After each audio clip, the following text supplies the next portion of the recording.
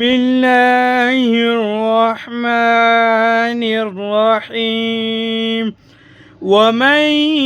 يقنت منكن لله ورسوله وتعمل صالحا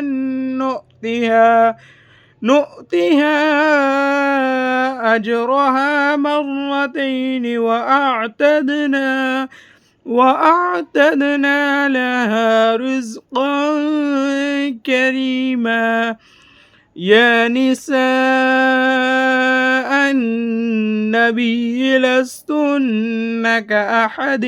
من النساء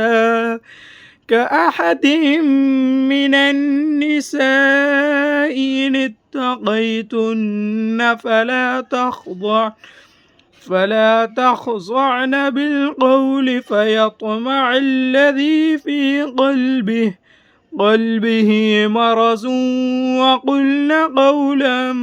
معروفا